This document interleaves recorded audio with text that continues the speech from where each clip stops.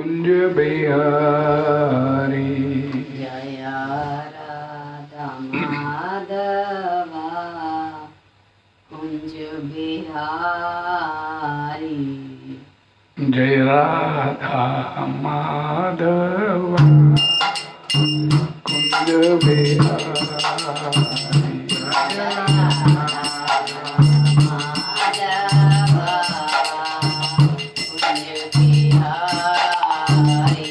जय गोपियन वल्लभा गिरिवरधारी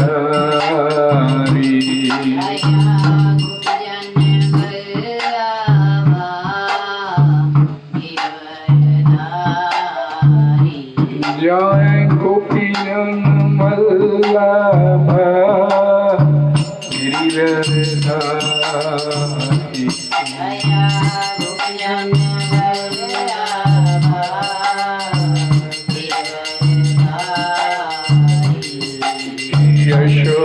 यशोधनंदन ब्रज जनरंजन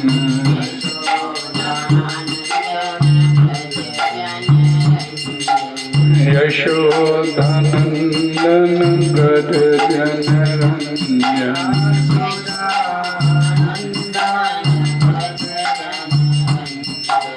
यमुना तीरा बनचारी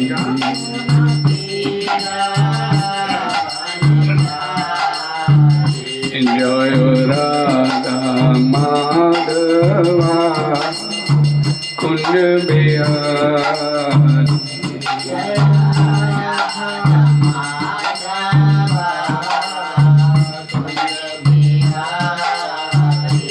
जय राधा माधवा कुंज बिहारी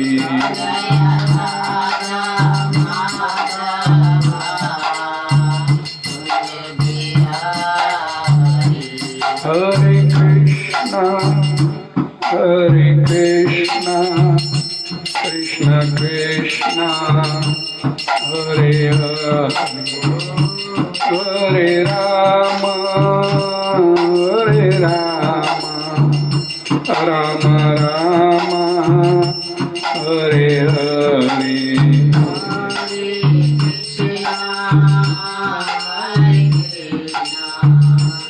कृष्ण कृष्ण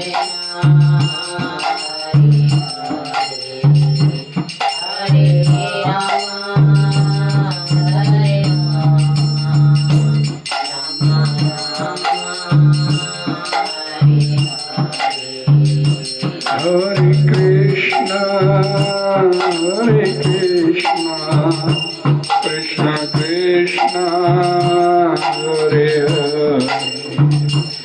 हरे Ram Ram Ram Hare Hare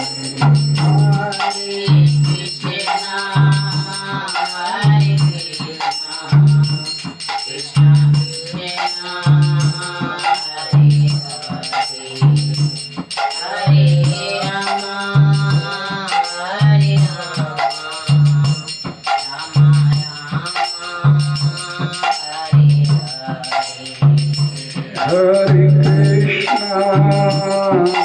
Krishna, Krishna Krishna, Hare Hare, Hare Rama, Rama Rama, Hare Hare.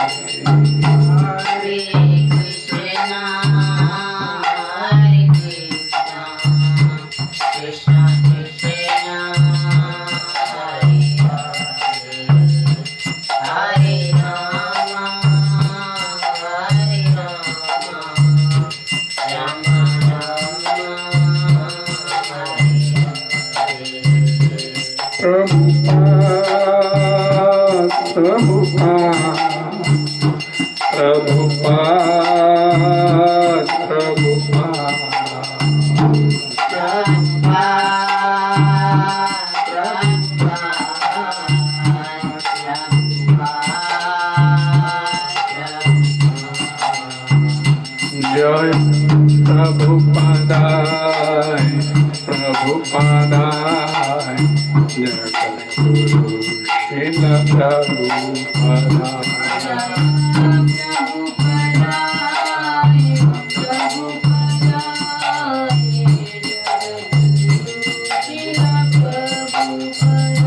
जय प्रभुपादाय प्रभुपादाय भक्ति वेदांत श्रील प्रभुपादाय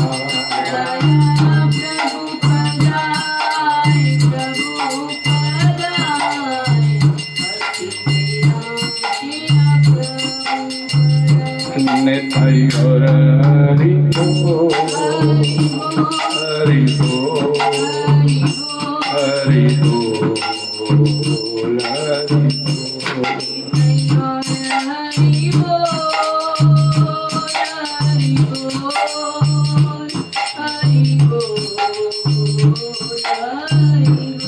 हरि नाम संकीर्तन की जय। जगत गुरु श्री प्रभुपाद की जय। ओम नमो भगवते वासुदेवाय। नमो भगवते वासुदेवाय। ओम नमो भगवते वासुदेवाय।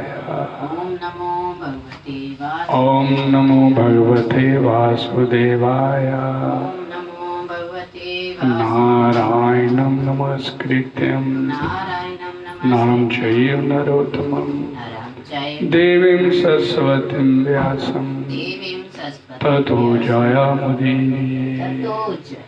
नष्टप्रायेषु भद्रेषु नित्यं भागवत सेवया भगवती उत्तम श्लोके भक्तिर्भवति नैष्ठिकी।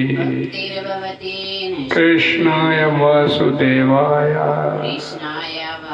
देवकी नंदनाय च नंदगोपकुमाराय गोविंदाय नमो नमः। हरे कृष्ण। आज 22 मई दिन शनिवार संध्या समय भागवत चर्चा क्लास में आप सभी का स्वागत है और सभी का बहुत बहुत धन्यवाद। चर्चा करेंगे श्रीमद् भगवद गीता यथारूप अध्याय 1 श्लोक संख्या नंबर 36, 37 और 38। श्लोक इस प्रकार है। पापम एव आश्रयते अस्मान् हत्वा एतान् आततायिना तस्मात् न अर्हव्यं हन्तुं धृतराष्ट्रान् सबान्धवान् स्वजनं हि कथं हत्वा सुखिनः स्याम माधवा। यद्यपि अपि ते न पश्यन्ति लोभोभत चेतसा कुलक्ष्य कृतं दोषं मित्रद्रोहे च पातकं कथं न ज्ञेयमस्माभिः पापता अस्मात् निर्वितुलं कुलक्ष्य कृतं दोषं परपश्यति जनार्दन। इनका हिंदी अनुवाद इस प्रकार है।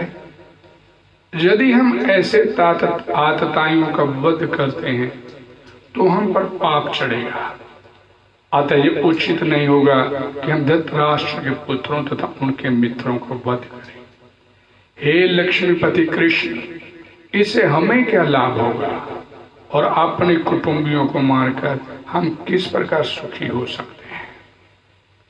हे जनार्दन, यद्यपि लोभ से अभिभूत चित्त वाले ये लोग अपने परिवार को मारने या अपने मित्रों से द्रोह करने में कोई दोष नहीं देखते, किंतु हम लोग जो परिवार के विनष्ट करने में अपराध देख सकते हैं, ऐसे पाप कर्मों में क्यों प्रवृत्त हों।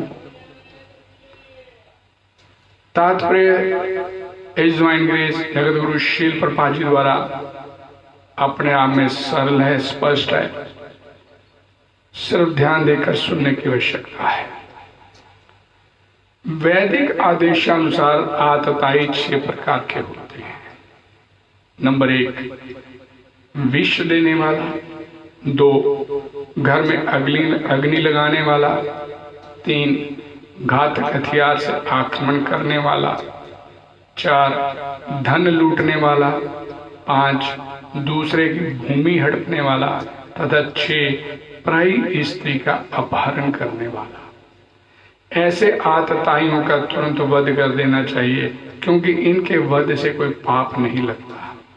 आतताइयों का इस तरह वध करना किसी सामान्य व्यक्ति को शोभा दे सकता है, किंतु अर्जुन कोई सामान्य व्यक्ति नहीं है। वह स्वभाव से साधु है, अतः वह उनके साथ साधुवत व्यवहार करना चाहता था, किंतु इस प्रकार का व्यवहार क्षत्रिय के लिए उपयुक्त नहीं है। यद्यपि राज्य के प्रशासन के उत्तरदायी व्यक्ति को साधु प्रकृति का होना चाहिए, किंतु उसे कायर नहीं होना चाहिए। उदाहरणार्थ भगवान राम इतने साधु थे कि आज भी लोग राम राज्य में रहना चाहते हैं, किंतु उन्होंने कभी कायरता प्रदर्शित नहीं की। रावण आतताई था, क्योंकि वह राम की पत्नी सीता का अपहरण करके ले गया था, किंतु राम ने उसे ऐसा पाठ पढ़ाया जो विश्व इतिहास में बेजोड़ है। अर्जुन के प्रसंग में विशेष प्रकार के आतताइयों से भेंट होती है। ये हैं उनके निजी पितामह, आचार्य, मित्र, पुत्र, पौत्र इत्यादि। इसलिए अर्जुन ने विचार किया कि उनके प्रति वे सामान्य, हरे कृष्णा, उनके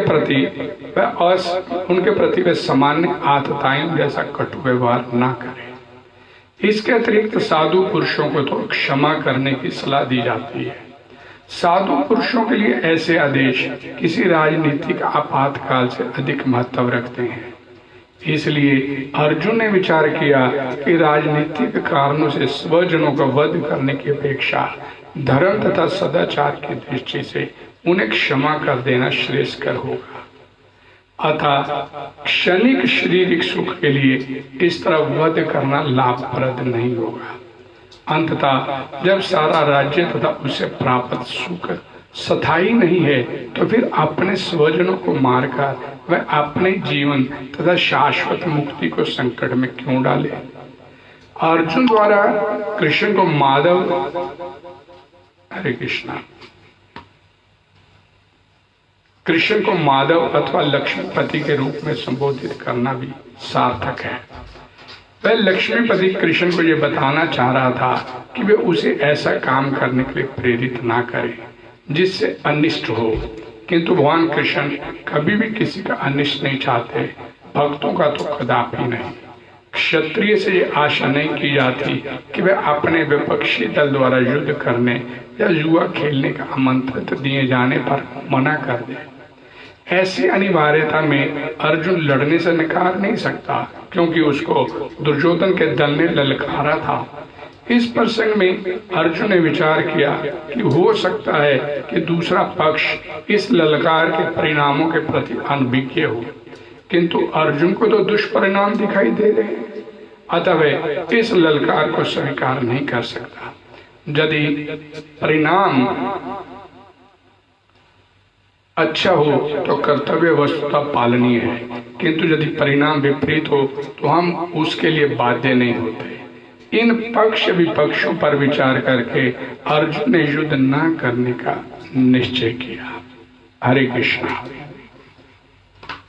ओम अज्ञानतिमिरन्धस्य ज्ञानाञ्जन शलाकया चक्षुर्मीलितं येन तस्मै श्री गुरुवे नमः। श्री चैतन्य मनोभीष्टं स्थापितं येन भूतले स्वयं रूपः कदा मह्यं ददाति संपदाति। नमो विष्णुपदाय कृष्णपृष्ठाय भूतले श्रीमद् भक्ति वेदांत स्वामिनी इति नामिने। नमस्ते सरस्वते देवी गौरवाणी प्रचारिणे निर्विशेष शून्यवादी पाश्चात्य देशनाथ। वाञ्छा कल्पतरुभ्यश्च कृपा सिन्धुभ्यश्च पतितानां पावनेभ्यो वैष्णवेभ्यो नमो नमः। जय श्री कृष्ण चैतन्य प्रभु नित्यानंद श्री अद्वैत गदाधर श्रीवासादि गौर भक्तवृंद। हरे कृष्णा कृष्णा कृष्णा हरे हरे राम राम राम। भगवतवाणी श्रीमद् भगवद गीता की जय। जगद्गुरु श्री भगवान की जय।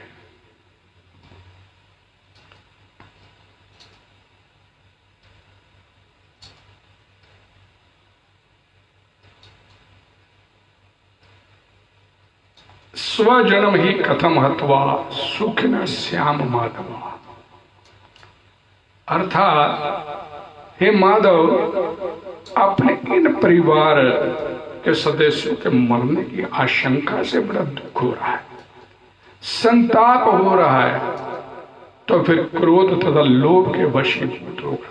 हम उनको मार दें तो कितना दुख होगा। उनको मारकर अपने कुटुंबियों को, अपने परिवार के जनों को मार के हम कैसे सुखी हो सकते। ये अर्जुन के मन में विचार है। अब उसके अंदर बड़ी हलचल हो रही है। धृतराष्ट्र के मन में भी हलचल थी। वो जानना चाहता था कि मेरे पुत्रों ने और पांडु पुत्रों ने क्या किया। उसके हलचल के परिणाम सब जो उसके मन की हलचल थी, अपने पुत्रों को राज देना चाहता था, उसके हलचल के स्वरूप महाविनाश हुआ। लेकिन अब अर्जुन के मन में हलचल है, उसके फलस्वरूप भगवत गीता का उदय होने जा रहा है। तस्मात् न अर्हा व्यमहंतुम धृतराष्ट्रा सबांधवान्। पारिवारिक जनों को न मारने में जितनी युक्तियां दलीलें दी हैं, जितने विचार प्रकट किए, उनके रहते हुए हम ऐसे अनर्थकारी कार्य में अपने आप को क्यों प्रवृत्त करें। अपने बांधव इन धृतराष्ट्र संबंधियों को मारने का कार्य हमारे लिए सर्वथा ही अयोग्य है। ये अर्जुन के मन में ये हलचल बड़ी तेजी से हो रही है। यहाँ ये घनिष्ठ हमारे संबंधी हैं, ये मेरे घनिष्ठ पारिवारिक जन हैं। ये तात श्री आचार्यगण, ससुर, मामा, साला, ताए, भाई, बंधु, पुत्र, पौत्र, ये सारे घनिष्ठ संबंधी हैं। इस ममता जनित मोह के कारण ही अपने क्षत्रिय उचित कर्तव्य को अर्जुन यहाँ पर भूलता जा रहा है। अर्जुन की अपने क्षत्रिय उचित कर्तव्य की तरफ दृष्टि नहीं जा रही है। मैंने पहले भी आप लोगों को बोला था, जहां पर पारिवारिक स्नेह उत्पन्न होता है, वहां पारिवारिक जनों के अवगुणों की तरफ ध्यान नहीं जाता। और जहां भी अब ये हो रहा है, वो अपना क्षत्रिय उचित कर्तव्य की तरफ उसकी नजर नहीं जा रही है। कारण कि जहां पर मोह होता है, वहां पर मनुष्य का विवेक होता है। अंदर का जो विवेक दब जाता है, खत्म हो जाता है। विवेक शक्ति दबने से, विवेक शक्ति का ह्रास होने से ममता मोह की प्रबलता हो जाती है। और इस ममता मोह के इस चक्कर से उस अपने कर्तव्य का ध्यान नहीं हो पाता। और आज अपनी विवेक शक्ति से शून्य होता चला जा रहा है। विवेक शक्ति किसे बोलते हैं? क्यों वह शून्य होता चला जा रहा है? ये बात शिला प्रभुपाद जी ने अपनी भगवद गीता के, मैंने पहले भी आप लोगों को बताया था कि भूमिका, भगवद गीता यथारूप की जो भूमिका है, मात्र इस भूमिका को पढ़ने से ही आपको पूरी भगवद गीता का लाभ प्राप्त हो सकता है। इतनी सरल स्पष्ट भगवद गीता की भूमिका प्रभुपाद जी ने लिखी कि उसको पढ़ने से आपको पूरी भगवद गीता अपने आप ही समझ आने लग जाएगी। यहाँ पर बताया गया ये भगवद गीता है क्या, इसका प्रयोजन क्या है। भगवद गीता का, भगवद गीता का उदय क्यों होने जा रहा है, क्यों अर्जुन मोहग्रस्त होता चला जा रहा है, क्यों उसकी विवेक शक्ति का ह्रास होता चला जा रहा है, क्यों मोह के ऊपर उसका प्राधान्य, उसका जो मन, उसकी बुद्धि वो मोहजनित होती चली जा रही। इसी मोहजनित से बाहर निकालना भगवत गीता का विशेष कार्य है। इस भौतिक संसार के अज्ञान से उभारना, इसे बाहर निकालना। प्रत्येक व्यक्ति इस संसार में अनेक प्रकार की मुश्किल और कठिनाइयों में फंसा होता है, और जिस प्रकार अर्जुन भी कुरुक्षेत्र में युद्ध करने के लिए कठिनाई में फंसा है, उसके सामने मोह और ममता प्रधान होती चली जा रही है। और यही हमारी सबकी स्थिति है। हम सब लोग भी अज्ञानता के परिवेश में बैठे हैं। अर्जुन ने भगवान श्री कृष्ण की शरण ली और फलस्वरूप इस भगवत गीता का प्रवचन हुआ। ना केवल अर्जुन, वरना हम में से प्रत्येक व्यक्ति इस भौतिक अस्तित्व के कारण चिंताओं से परिपूर्ण है। भौतिक अस्तित्व किसे बोलते हैं? ये जो भौतिक शरीर हमारे को मिला हुआ है, I am not body, I am soul. हमारा अस्तित्व ही अनास्तित्व के परिवेश में है। हमारी एग्जिस्टेंस जो है, हमारी सोल, ये अनास्तित्व, अनएग्जिस्टेंस उसके अंदर ढकी हुई है।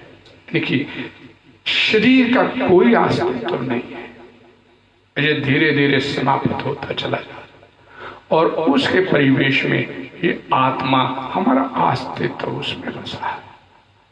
वस्तुतः हमें अपने इस अनास्तित्व से भयभीत नहीं होना चाहिए। प्रभुपाद जी बोलते हैं, जो अनास्तित्व अर्थात शरीर से भयभीत हो गया, वो इस संसार के इस चक्कर में घूमता रहता है। हमारा अस्तित्व आत्मा सनातन है, लेकिन हम किसी न किसी कारणवश इस असत्य में, इस अनास्तित्व के परिवेश में डाल दिए गए। असत का अर्थ है जिसका अस्तित्व नहीं होता। इस संसार में हर व्यक्ति कष्ट भोग रहा है। कोई व्यक्ति इस संसार में ये नहीं कह सकता। जैसे अर्जुन इस समय कष्ट में है, दुविधा में है, द्वंद्व में है, इस तरह हर व्यक्ति इस संसार में कष्ट भोग रहा है, द्वंद्व स्थिति में रहता है और भयभीत रहता है। हमारे को भगवान ने मन दिया, बुद्धि दी, और ये किस लिए दी? इस बुद्धि के साथ भगवान ने एक विशेष विवेक शक्ति भी सिर्फ मनुष्य योनि को प्रदान की। ध्यान से सुनिएगा, हर जीवात्मा 84 लाख योनियों में मनुष्य योनि एक ऐसी है जो सिर्फ अपनी विवेक शक्ति का इस्तेमाल कर सकती है। हर जीव इस संसार में दुख भोग रहा है और अपने आप को बुद्धिमान भी कहता है। बुद्धि तो भगवान ने सभी को दी। कुत्ते को दूर से जो पत्थर दिखाओ, नीचे हाथ ही सिंपली करे, पत्थर उठाने वाला एक्शन करे, तो कुत्ता भाग जाता है और समझ आता है कि मेरे को ये पत्थर उठा के मारेगा। बुद्धि है उस कुत्ते के पास। बुद्धि प्रत्येक जीव को भगवान ने प्रदान की। बिल्ली ये बड़ी बुद्धिमान बोला जाता है उसे। पूरे घर के इर्द गिर्द चक्कर लगाती रहती है, रसोई के इर्द गिर्द चक्कर लगाती है कि घर की गृहिणी इधर उधर हो जाए तो अंदर जाके दूध में मुंह मार ले। इतनी बुद्धि होती, कई बार वो सफल भी हो जाती है दूध में मुंह मार। लेकिन ये जितने भी जीव हैं, ये नहीं सोचते कि मेरे को क्यों पत्थर मारने के लिए उसने उठाया, बिल्ली कभी ये नहीं सोचेगी मेरे को दूध पीने से क्यों रोका जाता है। ये सुविधा सोचने की सिर्फ मनुष्य योनि को प्रदान है। मैं दुख नहीं चाहता, लेकिन ये दुख मेरे जीवन में क्यों बार बार आता है। इस संसार में कोई व्यक्ति दुख नहीं चाहता, हर व्यक्ति आनंदित होना चाहता, लेकिन आपके ना चाहने पर भी आपके जीवन में दुख आता है। ये सिर्फ एक तर्क शक्ति, एक विवेक शक्ति भगवान ने सिर्फ मनुष्य योनि को प्रदान की है कि मैं अपने जीवन में दुख नहीं चाहता, मेरे जीवन में क्यों दुख आ रहा है, मैं कौन हूं, मैं कहां से आया, पर्टिकुलर इसी घर में मेरा क्यों जन्म हुआ, मैं किसी टाटा बिरला के घर में क्यों नहीं पैदा हो गया, या मैं किसी झुग्गी झोंपड़ी में क्यों नहीं पैदा हुआ, मेरे जीवन में क्यों दुख बार बार आते हैं। ये सोचने की शक्ति जो है, ये विवेक शक्ति, ये तर्क करने की शक्ति भगवान ने सिर्फ मनुष्य योनि को प्रदान की है। और शास्त्र बोलते हैं, शास्त्र कहते हैं इस बात को कि जब तक हम इस लॉजिक शक्ति का, इस तर्क शक्ति का, इस विवेक शक्ति का इस्तेमाल नहीं करते, अर्थात हम ये नहीं जानने का प्रयास करते अपने जीवन में कि मैं कौन हूं, कहां से आया, और विदाउट एनी डाउट एक दिन मैंने जाना है, कहां जाना है।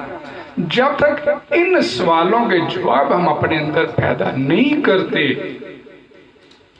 इन जिज्ञासाओं को अपने अंदर पैदा नहीं करते, तब तक मेरे में और पशु में, गली के कुत्ते में या किसी और पशु पक्षी में कोई अंतर नहीं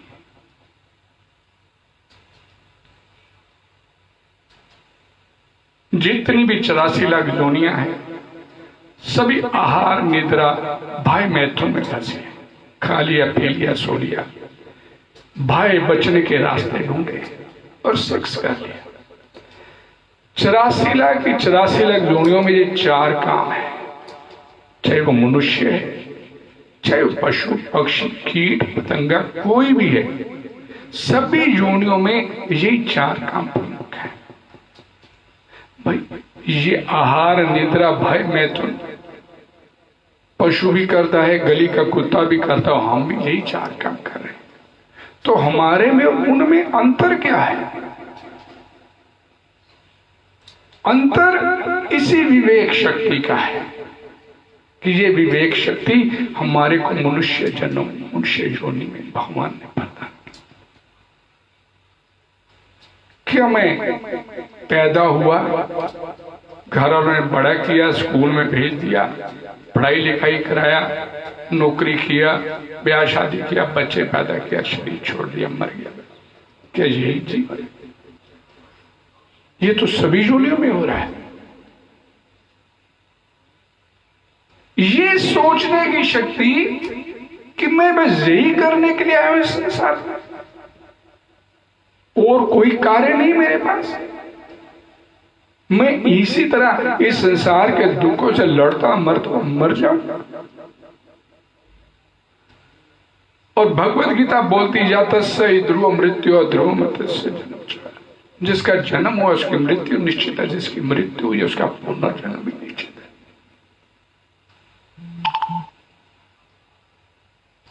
पैदा हुए, फिर ब्याह शादी हुआ, बच्चे पैदा किए, कमाया धमाया, मर गए, फिर पैदा हुए, फिर मर गए, फिर पैदा हुए, फिर मर गए। ये जन्म मृत्यु का चक्कर कहीं तो रुकना चाहिए। ये सोचने की शक्ति, ये विवेक शक्ति, ये तर्क शक्ति भगवान ने मनुष्य योनि को प्रदान की।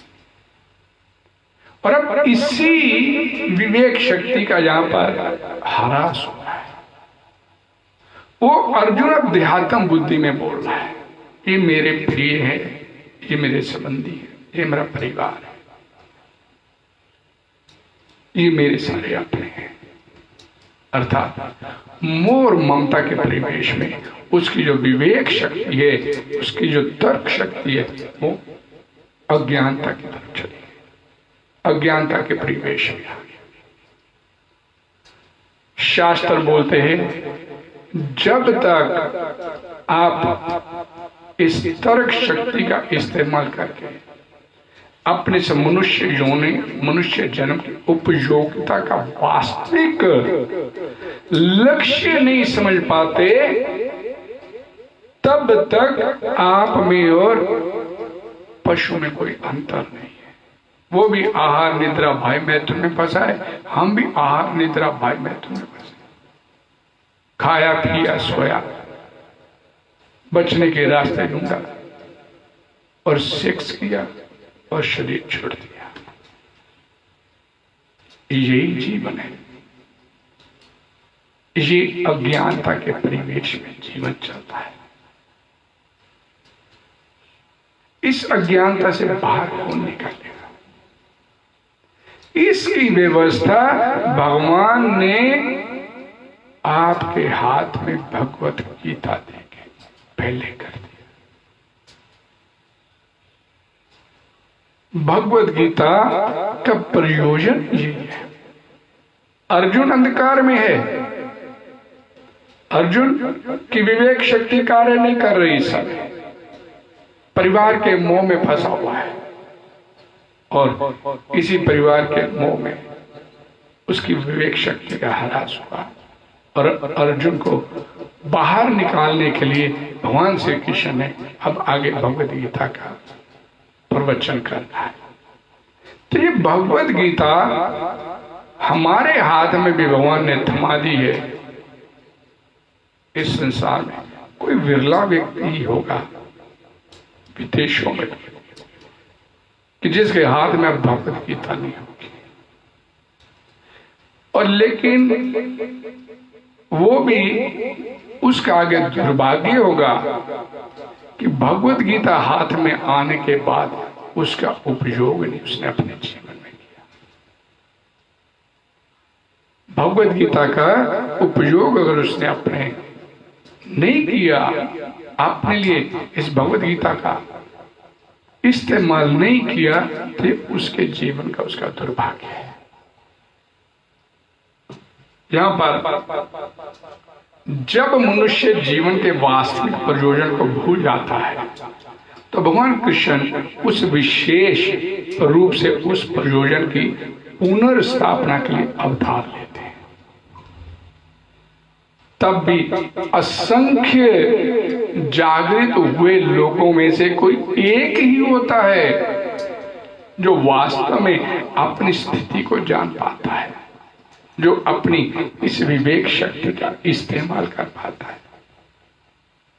भ्रमित होकर बैठी हर दुनिया इस संसार में धन संपत्ति मकान प्रतिष्ठा मान मर्यादा घर परिवार इसी में फूले बैठी हर व्यक्ति, इसी से बाहर निकलना नहीं चाहते, सोचते यही जीवन है, यही सब कुछ है।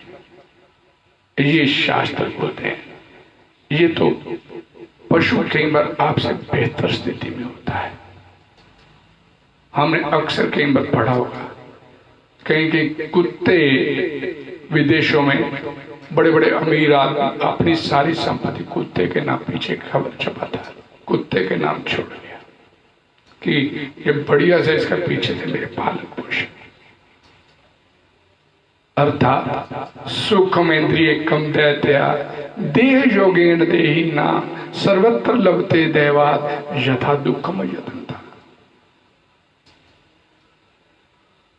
हर व्यक्ति अपने कर्मों के अनुसार इस संसार में दुख पाता है या सुख प्राप्त करता है। ये भगवत गीता और भागवतम इस बात को अच्छी तरह से स्पष्ट करती है कि इस संसार में कोई व्यक्ति, ध्यान से समझिए, कोई भी व्यक्ति किसी को सुख या दुख दे नहीं रहा। हम सोचते उस व्यक्ति से हमारे को सुख मिला, उस व्यक्ति को हमारे साथ दुख मिलता है। हर व्यक्ति यहाँ पर अपने अपने कर्मों के फल भोग रहा है। हाँ, निमित्त बनता है कोई दूसरा व्यक्ति किसी को सुख देने में या दुख देने में। जैसे भगवद गीता इस बात को जहां पर स्पष्ट करती है। अर्जुन कहता है मैं नहीं मारूंगा इन्हें, ये मेरे सारे पारिवारिक जन है। भगवान कहते तू होता कौन है मारने में? ये ऑलरेडी पहले मरे हुए हैं, मैं तेरे को निमित्त बनाना चाहता हूं। तू मेरा भक्त है, तू मेरा मित्र है, और यहां पर निमित्त बनाना चाहता हूं कि तूने इतना बड़ा युद्ध जीता, तुझे पहले ही मरे हुए। भगवान ने भगवद गीता में सारी बातें स्पष्ट किया। अपनी भगवत्ता को भगवान ने स्पष्ट किया। अहम सर्वस्व प्रभवो, मेरे से सब कुछ निकला इस सृष्टि का। अहम माता धाता पिता पितामह, पिता भी मैं, धाता भी मैं, माता भी मैं, पिता माँ भी मैं, बाबा भी आपका मैं। भगवान बोलते हैं पालने वाला भी मैं हूं, दाता भी पालने वाला। और हम इस अनस्तित्व के परिवेश में आकर, अर्थात माया के परिवेश में बैठकर अपने आप को सोचते हैं कि मैं अगर कर्म नहीं करूंगा तो मैं ऐसे भूखा मर जाऊंगा। कितना भ्रमित होकर बैठे। कर्म करने हैं, कर्म किए बिना इस संसार में कोई भी आत्मा एक क्षण के लिए भी नहीं रह सकती, क्षण भी। भगवद गीता में भगवान बोलते हैं आत्मा चेतन है, क्रियाशील है, एक क्षण के लिए भी वो रह नहीं सकती कर्म किए बिना। लेकिन कर्म करना कौन सा है, ये बात महत्वपूर्ण। अक्सर लोग बोलते कर्म करना, लेकिन कर्म कौन सा करना है ये नहीं कोई भगवद गीता को पढ़ने के लिए, उस भगवद गीता से ज्ञान प्राप्त करने का प्रयास करता। क्योंकि हर व्यक्ति माया से मोहित होकर बैठे हुए हैं। क्या बोला गया? जो असंख्य जागृत हुए लोगों में से कोई एक विरला व्यक्ति होता है जो अपनी विवेक शक्ति का इस्तेमाल करता है। मनुष्य नाम शास्त्रेषि कश्चित् यतति यतताम अपि सिद्धा नाम कश्चित् मामेति। लाखों हजारों मेरी तरफ चलते हैं। भगवान बोलते हैं मनुष्य नाम शास्त्रेषु कश्चित् यतति सिद्धये, सिद्धि प्राप्त करने। लेकिन उन सिद्धि प्राप्त करने वाले लाखों हजारों में कोई एक विरला मेरे तक पहुंच पाता है, एक विरला। और हमारे जीवन की विडंबना यह है कि हम वो एक विरला बनने के लिए तैयार नहीं। हम तो इस दुनिया के साथ हैं, दुनिया खड्डे में जा रही है, हम भी चले जाएंगे दुनिया के साथ है। कोई भगवान के साथ नहीं चलना चाहता, खड्डे में चले जाएंगे, वो ठीक है। जन्म मृत्यु के चक्कर में पड़े रहेंगे। दुनिया मर रही है, जी रही है, ठीक है जी, लेकिन कोई अपना वास्तविक हित नहीं समझ पाता। उसका वास्तविक हित है किसमें? यहां पर इसी बात को बोला गया। भगवान जीवों पर विशेषतः मनुष्य पर कृपालु है। इसी उद्देश्य से उन्होंने अपने मित्र अर्जुन को अपना शिष्य बनाकर इस भगवद गीता का प्रवचन किया। अर्जुन को क्यों मित्र बनाया? अर्जुन को भगवद गीता क्यों समझ में आ गई? अर्जुन ने इस भगवद गीता को कैसे आत्मसात किया? उसकी क्या क्वालिफिकेशन थी कि उसे भगवद गीता पूरी, जैसे जैसे भगवान ने एक ही बार में 700 श्लोक बोल दिए और भगवद गीता अर्जुन को समझ में आ गई। किस लिए आई? क्योंकि अर्जुन भगवान का भक्त है। भगवान के साथ उसका संबंध सखा रूप में है। भगवद गीता की भूमिका में बता दिया गया श्रील प्रभुपाद जी कि अब भगवान के साथ 5 प्रकार से अपने संबंध जोड़ सकते हो। शांत रस में, दास्य रस में, साख्य रस में, वात्सल्य रस में और माधुर्य रस में। शांत मन से भगवान का भजन किया जाता है, अंदर ही अंदर भजन चलता है। दास्य रस में भगवान का दास बोलते ना, अक्सर लोग आरती बोलते, मैं सेवक तुम स्वामी। मैं सेवक तुम स्वामी, लेकिन उसे कभी स्वामी माना क्या? सुबह घर में एक मंदिर बना होता है, किसी कोने में पर्दा उठाते हैं, धूप अगरबत्ती जलाई, ओम जय जगदीश्वरी की आरती किया, मैं सेवक तुम स्वामी बोला, आरती खत्म, पर्दा बंद, फिर स्वामी बनने के लिए हम बाहर निकलते हैं। स्वामी तो हम ही हैं, वो बोल दिया, स्वामी मानते थोड़े, मालिक थोड़े मानते। जीवेर स्वरूप है कृष्णेर नित्येर दास। जीवात्मा का वास्तविक ओरिजिनल जो स्वरूप है वो जीवात्मा का भगवान का नित्य दास, सेवक, नौकर। और सेवक को कभी भी किसी भी काम करने की कोई स्वतंत्रता थोड़ी रहती है कि सेवक अपनी मर्जी से, आप अपने घर में कोई नौकर रखें और उसको ये बताएं कि ये काम करना है, और वो सेवक है नहीं जी मैं तो अपनी मर्जी से काम करूंगा, मेरे जो मन में का काम, तो आप उसे रखेंगे क्या? चल निकल, कोई और ढूंढ लेंगे। तो बोलते हैं मैं सेवक तुम स्वामी, तो सेवक की मर्यादा किसमें है? अपने स्वामी के आदेशानुसार अपने जीवन में कर्म करना। उसे कदापि कदाचित किसी भी कार्य को करने की स्वतंत्रता नहीं होती। अपनी मर्जी से कोई कार्य नहीं कर सकता कि मेरे मन में आए मैं ऐसे कार्य करूंगा, नहीं। ठीक इसी प्रकार हम बोलते हैं मैं सेवक तुम स्वामी, लेकिन बोलने तक सीमित रहते हैं। स्वामी बनने के लिए तो हम खुद बाहर निकलते हैं कि स्वामी तो मैं ही हूं। यो कमरे में एक मंदिर बने, वो स्वामी वहीं तक ही ठीक है, उससे बाहर नहीं उसको स्वामी मानने के लिए तैयार। अगर उसे स्वामी माने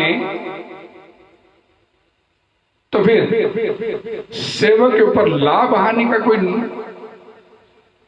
प्रभाव थोड़ी होता है।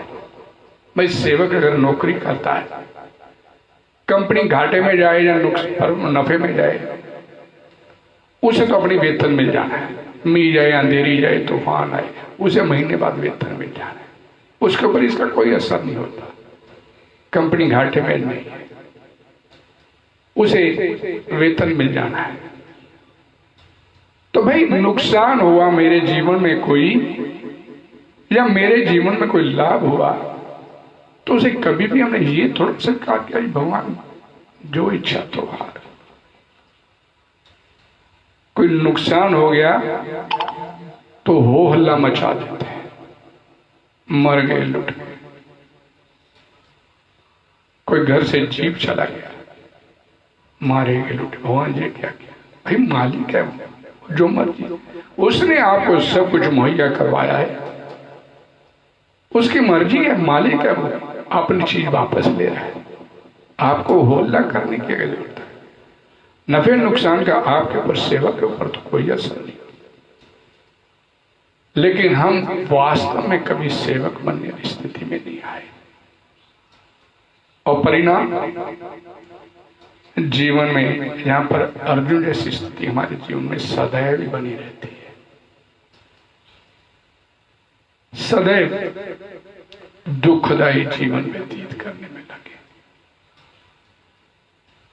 क्यों? क्योंकि वास्तव में हम सेवक वाली स्थिति में नहीं। अर्जुन सखा भाव में था, ये दास्य भाव, सखा भाव, उसे ऊपर वाली स्थिति। भगवान को अपना मित्र मान लेना। कभी भी जीवन में कोई समस्या आई तो भगवान के सामने जाकर उसे व्यक्त कीजिए। हृदय में बैठा है, अंदर से आपको प्रेरणा दे देगा वही ऐसे करना चाहिए। लेकिन उसका अस्तित्व कभी हमने माना? पत्थर की मूर्ति है, काष्ठ की मूर्ति है, अरे भगवान को किसने देखा? बड़े तरह तरह की चीजें याद करके रखेंगे, लेकिन कभी वास्तव में उसका अनुभव करने का कभी प्रयास नहीं करेंगे। वात्सल्य भाव, भगवान को पुत्र मान लेना, भगवान के पिता माता बनने, ये मेरा पुत्र है। और पुत्र कैसा है? इस संसार में सबसे अधिक प्रिय किसी व्यक्ति को क्या होता है? उसको अपनी संतान होती है। अरे भगवान को अपना पुत्र मान लिया, और ये ऐसी संतान है ये कभी मरेगी नहीं, दुख देगी नहीं आपको।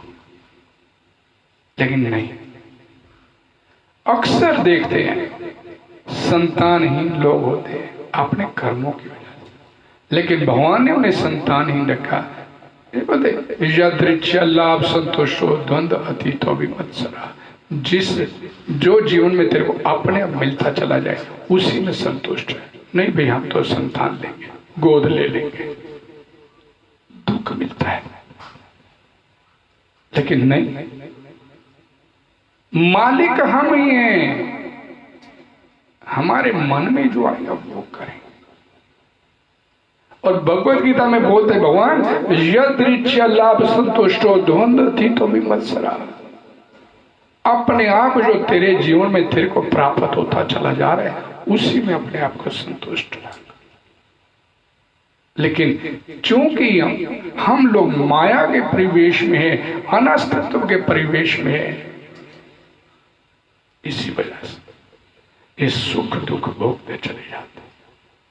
और फिर इस सुख और दुखों से अपने आप को बाहर निकालने का भी प्रयास नहीं करते। भगवान सच्चिदानंद है, सत चित आनंद। सत मीन्स इटर्नल, अविनाशी, शाश्वत। चित means knowledge, full of knowledge. Anand means full of player. हम में से कोई मरना नहीं चाहता, ये भगवतीय गुण है। भगवान का मृत्यु नहीं तो हमारा भी मृत्यु नहीं है। भगवान बोलते मां मैं वंशो जीव लोके जीवभूता सनातन, मैं सनातन हूं तो आप मेरे अंश हो, आप भी सनातन हो। लेकिन यहां पर प्रभुपाद जी क्या बोलते हैं कि हम असत्य के परिवेश में डाल दिए गए और इससे बाहर निकलने का हम लोग प्रयास नहीं करते। इससे बाहर निकल सकते हैं, सच्चिदानंद के अंश हैं हम भी। पूर्ण आनंद के उस मोटिव को, उस लक्ष्य को प्राप्त कर सकते हैं। लेकिन ये छोटे छोटे लक्ष्यों से अपने आप को बाहर निकालें, ये जानने का प्रयास करें, अपनी तर्क शक्ति को जागृत करें। क्यों मैं इस संसार के चक्कर में फंसा हुआ हूं? मैं क्यों दुख भोग रहा हूं? ये अर्जुन वाली स्थिति, अर्जुन ने ये अपने अंदर ये जिज्ञासा उत्पन्न किया तो भगवान ने उसका कल्याण किया। और यही जिज्ञासा जिस दिन हम अपने लिए पैदा करेंगे उस दिन आपका कल्याण, कोई शक्ति नहीं जो आपके कल्याण को रोक सके। लेकिन आध्यात्मिकता, स्पिरिचुअलिज्म का अर्थ है समथिंग सीरियस, समथिंग सिंसियर। लेकिन आध्यात्मिकता में, स्पिरिचुअलिज्म में ना कभी सिंसियर होते ना कभी सीरियस होते, क्योंकि माया इतनी प्रबल है जो आपको अपने शिकंजे से बाहर निकलने नहीं देती। इसके शिकंजे से बाहर निकलने के लिए मामेव ये प्रपद्यन्ते माया में धाम, एक ही फार्मूला है। भगवान बोलते हैं एकमात्र मेरी शरण में आ जाओ। और मैं क्या करूंगा, आपको इस 84 लाख योनि के इस दुखालयम से, इस दुखोले संसार से निकाल के बाहर अपने धाम, आपके अपने घर आपको वापस ले आऊंगा। ये हमारा घर नहीं है, ये संसार हमारा घर नहीं है। हम वास्तविक घर छोड़ के आए हुए हैं। मरने के बाद पंडित बोलता है, हे भगवान, इस बिछड़ने वाली आत्मा को अपने धाम में स्थान देना, अपने चरणों में स्थान देना। वो स्थान जिस दिन जिस आत्मा को मिल गया, इस संसारिक चक्कर से निकल जाएगी और उस शाश्वत परमानंद उस धाम में, यहाँ पर भगवान अपने शाश्वत आनंद में समरूप में अपने भक्तों के साथ रहते हैं। वो स्थान आपको प्राप्त हो सकता है। देखिए, हमें अपनी जो समर्थता है, हम क्या कर सकते हैं, इससे हम अपने आप को भूल के बैठे हुए। शिला प्रभुपाद जी बड़ी सुंदर बात बोलते हैं, जीवात्मा इस कदर शक्तिशाली है कि चाहे तो अपने लिए एक अलग ग्रह का निर्माण कर सकता है, लेकिन अपनी इस समर्थ शक्ति से को भूले बैठ, अपने स्वरूप को भूलकर ये इस संसार में माया के पछड़ों में पड़ के, छोटे छोटे पारिवारिक झंझटों में पड़ के अपने अनमोल जीवन का ह्रास करता चला जा रहा है। तो भगवत गीता में भगवान ने बोला कि लाखों हजारों में कोई एक आएगा, कोई एक विरला आएगा। तो भगवत गीता का प्रयोजन, भगवान द्वारा भूलने का ये प्रयोजन कि हम लोगों को विरला बनने का प्रयास है। विरला बनेंगे तो निकल जाएंगे दुनिया के साथ ही, ठीक है जी, दुनिया खड्डे में तो, और निकलने के लिए भगवान के साथ आत्मिकता का संबंध है हम लोग। उस संबंध को भूल कर बैठे हुए हैं। वो वास्तविक माता पिता है। इस संसार में हमारा बच्चा स्कूल से थोड़ी देर के लिए लेट हो गया तो माता पिता रो रो के बुरा हाल हो जाता, 50 जगह फोन कर देते हैं, बच्चा नहीं आया, क्या हो गया, बस ये। लेकिन उस परम पिता परमात्मा से बिछड़े जन्म जन्मांतर हो गए, लेकिन आज तक उसके लिए अपनी आंख से एक भी आंसू नहीं निकला। उसके लिए कभी हमने अपने अंदर वो भाव नहीं पैदा होने दिया। क्यों? क्योंकि ये माया के परिवेश में बैठे और निकल सकते हैं सिर्फ भगवान का गुणगान करके।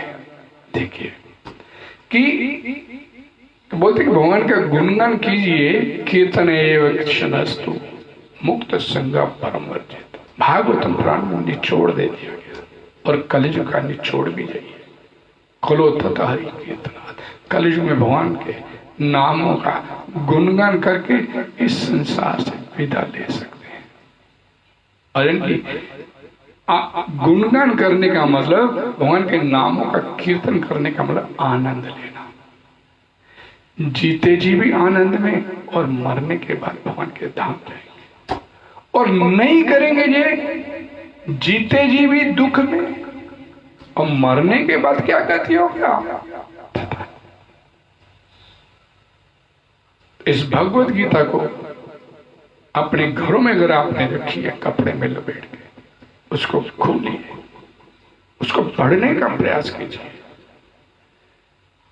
भगवान आपके हृदय में बैठे हैं। आपकी वास्तव में पढ़ने की इच्छा होगी भगवत गीता को, अंदर से इच्छा होगी मैं भगवत गीता को पढ़ूं समझूं, तो भगवान अंदर से आपको ज्ञान देते चले जाएंगे इस भगवत गीता। और नहीं तो जन्म जन्मांतरों से भगवत गीता हमारे पास चली आ रही है। नहीं कल्याण होगा चाहते तो वैसी स्थिति भगवान पैदा कर देते। आपसे प्रार्थना करूंगा इस भगवत गीता को अपने जीवन में उतारने का प्रयास कीजिए। कल फिर इसी जगह शाम को 5 बजे भागवत चर्चा क्लास के लिए आपका धन्यवाद। हरे कृष्णा कृष्णा कृष्णा हरे हरे, हरे राम राम राम हरे हरे। जगद्गुरु श्री प्रभात की जय। भगवत वाणी भगवद गीता की